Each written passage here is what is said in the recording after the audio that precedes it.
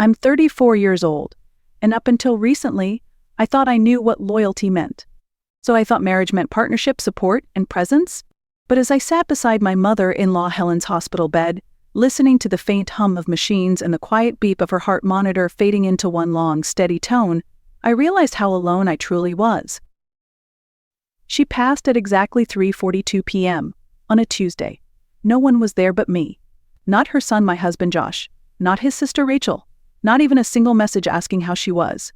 The hallway outside her room was filled with the sounds of life, family members laughing, hugging, welcoming their loved ones back from surgery or illness. Inside Helen's room, it was just me, just silence. As I sat there holding her cooling hand, a nurse quietly entered. She'd been kind during our 3-day vigil.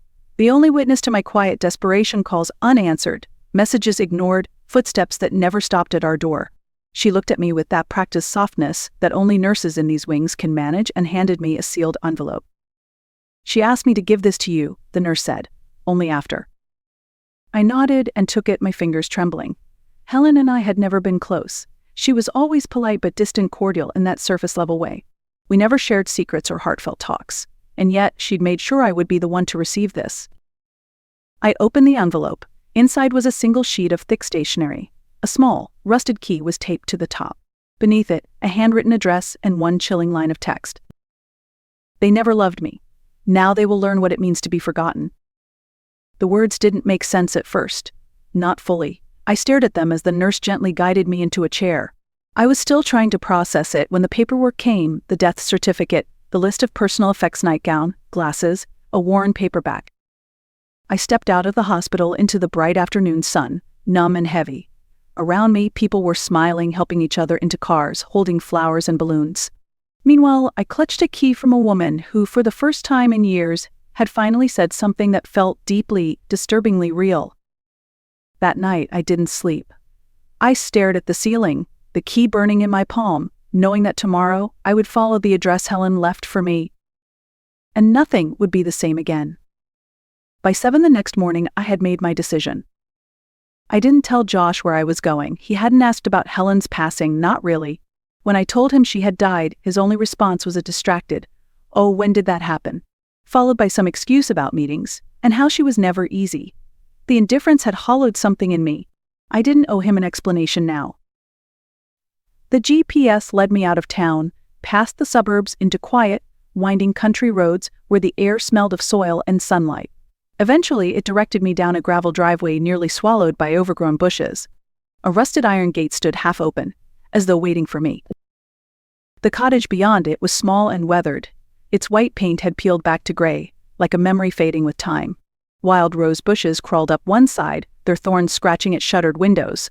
It was the kind of place that had once been loved, then left untouched for years.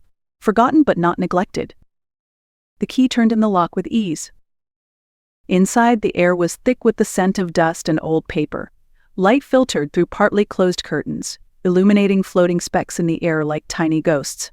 The house was intact, fully furnished, lived in, but frozen in time. Books lined the shelves. A stack of photo albums rested on the coffee table. On the kitchen counter sat a tea kettle, a ceramic mug, and a single envelope. It was addressed not to me but to Helen's lawyer. To be opened upon my death, the label read. I stood still for a long time, letting the silence of the place sink in. This wasn't a storage property or some forgotten summer cabin. This was Helen's real home, not the sterile room at the assisted living center that Josh had chosen for her. This was where she had lived when she needed peace. This was where her spirit remained. And somehow, she had chosen to share this place with me. I didn't know why. I didn't understand it yet, but I felt it. The way she used to look at me when she thought I wasn't watching, there had been something in her eyes. Not warmth, not exactly, more like consideration, calculation maybe. Had she been watching me all this time, weighing me, measuring me against her own children?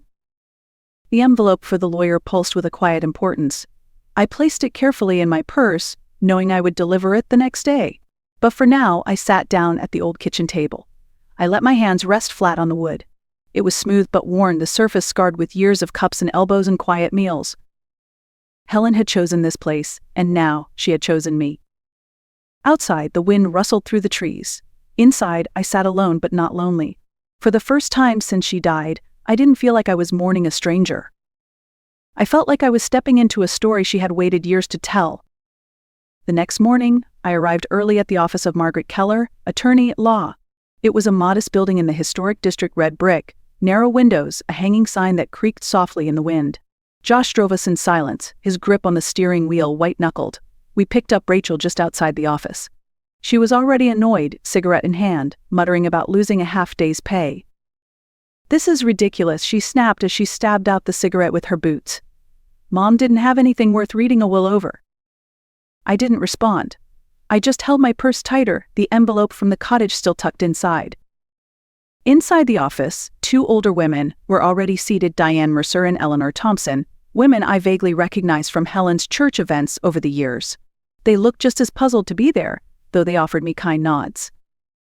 Margaret Keller was poised and composed, silver hair in a neat bun, her eyes sharp behind a pair of reading glasses. "Thank you all for coming," she began. "As Helen Walsh's legal representative for the past 15 years, I have been entrusted with the execution of her final wishes." Josh checked his watch with exaggerated irritation. Rachel crossed her arms tightly. The room was silent, save for the faint rustle of legal documents being arranged. "This is the last will and testament of Helen Elizabeth Walsh," Mrs. Keller continued.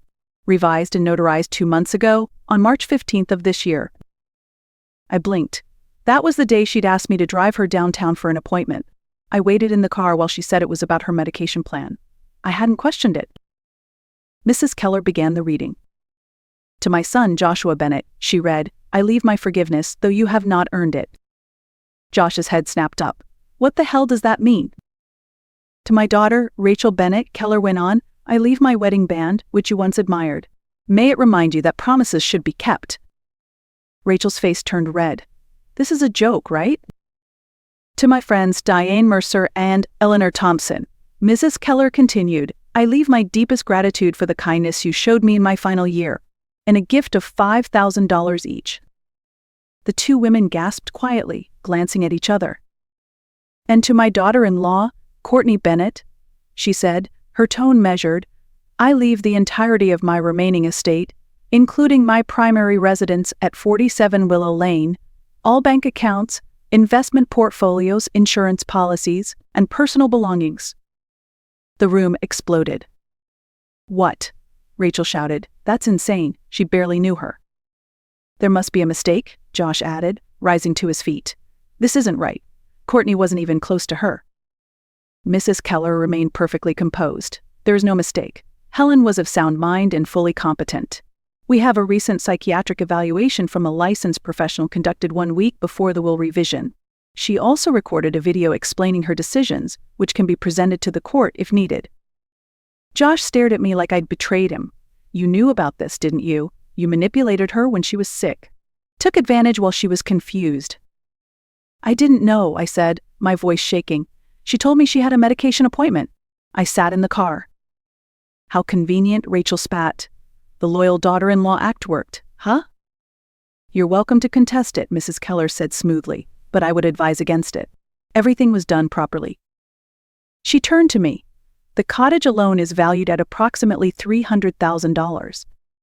Her investment accounts total just over $270,000. Insurance policies add another $150,000. Helen lived modestly, but she was very wise with her finances." Josh collapsed back into his chair, stunned. Rachel shook her head, eyes narrow. "We'll fight this. I don't care what it costs." Mrs. Keller slid a document forward. "You're welcome to review the psychiatric report and the video. But legally, her wishes stand." She closed the portfolio gently. "Now, if you don't mind, I'd like a word with Miss Bennett alone." The others shuffled out in tense silence, the air heavy with disbelief and fury. I stayed seated, pulse pounding in my ears. When the door clicked shut, Mrs. Keller handed me a second envelope. "Helen asked me to give you this after the reading. She said you would understand." I opened it slowly, the paper crackling in my hands. Inside was one line, in Helen's unmistakable handwriting. "Forgive no one. Let them beg. Let them kneel. And when they do, smile, turn, and walk away." I sat still for a moment, absorbing the words. They weren't cruel. They were deliberate. Helen hadn't just passed on her estate. She had passed on a legacy. A legacy of truth. I walked out of Margaret Keller's office with the letter folded tightly in my hand. Outside, Josh was pacing near the curb, his face a storm of confusion and rage. Rachel was already gone, no doubt racing to call a lawyer, or perhaps just to scream into the void. Josh didn't say anything as I approached. He looked at me like a stranger. I suppose in many ways I was. Not because I had changed, but because he had never cared enough to truly see me. "I'm going to stay at the cottage tonight," I said quietly. "There are things I need to sort through." His expression shifted instantly, anger fading into calculation. "Of course," he said smoothly. "Take all the time you need. It's overwhelming, I'm sure." The sudden softness in his voice felt rehearsed, strategic. I didn't answer. I just got in my car and drove. The cottage felt different that evening. The wind had died down, and the light through the windows was golden and still. I turned on a few lamps, swept away a layer of dust from the old kitchen table, and made tea. I moved slowly, deliberately, as though the walls were watching. On a shelf by the fireplace, I noticed a neat row of journals, leather-bound, aged, each marked with a year in Helen's precise handwriting. I chose the most recent one. "Ben's been gone 7 years today," the first page read. "Josh called for the first time in months. He needed money for car repairs. I gave it to him because I still believe a mother's love should be unconditional. Ben would be furious with me." I kept reading. Entry after entry. Calls ignored. Holidays spent alone. Times when Helen sat at her dining table with food for 4 out of habit, out of hope, knowing no one was coming. "Rachel texted last Christmas," she wrote in one entry. "Said they're spending it in Vermont." Josh never replied at all. I lit a candle and played music. Pretended it didn't matter. These weren't the ramblings of a bitter woman. They were the quiet confessions of someone who had been erased by the people she gave everything to. The deeper I read, the clearer her decision became. Helen had chosen me not because we were close, but because I had been present. Because I had seen her not just in her final days but in the silences in between. I had shown up when no one else did.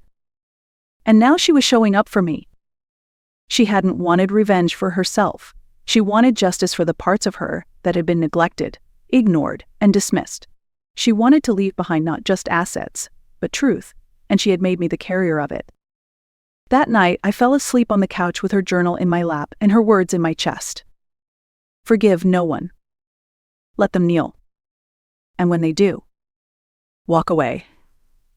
The next morning, I woke to soft light filtering through the curtains and the creak of old floorboards, adjusting to the day. I made coffee in the dusty kitchen, my movements slow and thoughtful. The house felt different now, less like a secret and more like a message. A place that had waited not just for someone but for me. After breakfast, I wandered into the main bedroom. It was modest, an old quilt folded at the foot of the bed, a few framed photographs on the dresser. Tucked under the bed was a wooden chest, its brass latch slightly tarnished. Inside were bundles of letters, tied with faded blue ribbon. I sat cross-legged on the floor and untied the first bundle. They were letters from Ben, Helen's late husband. Most had been written during his final year. His handwriting, though shaky, was clear and tender. He spoke of love, regret, pride, and fear. And in nearly every letter, one worry echoed the way their children had grown cold. "My dearest Helen," one letter read, "I know you want to believe Josh will come around. But you and I both know he only shows up when he needs something. You've always given too much, and they've come to expect it. Please promise me you'll look after yourself when I'm gone. Promise me you won't let them take the last pieces of you." Letter after letter revealed the same story: two parents who had built a life from love and sacrifice, only to watch it be taken for granted. I returned to Helen's journals that afternoon, reading entries that stretched back years. Her handwriting stayed consistent, neat, patient, disciplined. She recorded everything.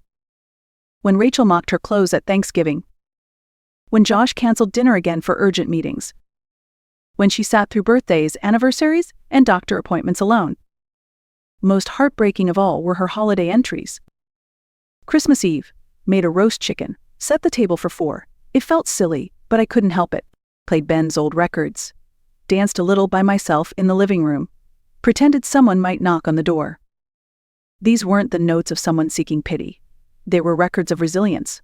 Helen had preserved her truth in ink, waiting for someone to find it. That someone was me. She had seen something in me, a willingness to listen, to notice, to remember. And through that, she had entrusted me with more than her belongings. She had given me the full story. Not the sanitized version Josh and Rachel would tell at Taladays, but the honest, unflinching truth of what it meant to be forgotten by the people you loved most. And in doing so, she had ensured that her final act wouldn't be silence. It would be legacy. That evening, as I sat on the porch of the cottage, Helen's final note echoing in my mind, I understood the weight of what she had left me. Not just keys or deeds or financial accounts. She had left me the truth. And once you hold the truth in your hands, you can never pretend you don't know. You can only decide what to do with it. When I returned to the city the next day, Josh was waiting for me on the front porch. He stood as I parked, offering a hesitant smile, one I hadn't seen since before Helen's decline. It was thin, uncertain, almost rehearsed. "Hey," he said, rubbing the back of his neck, "I've been thinking, maybe we should talk. About everything. About us." I studied him. For years, I had waited for this version of him, the one who might finally want to be present.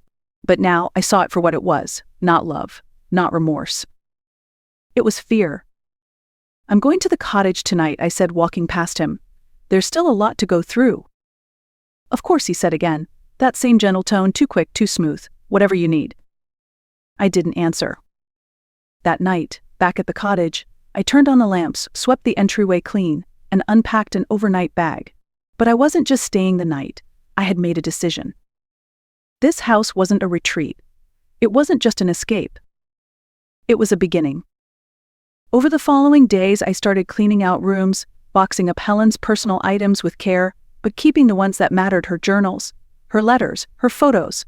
I found sketches, notes in the margins of books, a dozen starts to short stories she'd never finished. And I found her plans, ideas scribbled on yellowing notepads: writing workshop for women over 60, community reading group, volunteer program for women who live alone. She had dreams she never spoke aloud. But now I could. I contacted a nonprofit consultant. I started drafting a plan to restore the cottage not just as a home, but as a haven somewhere women like Helen could gather, write, talk, heal. When Josh called 2 days later to check in, I let it go to voicemail. He left a message asking if I was okay. Then a second message the next day, more pressing.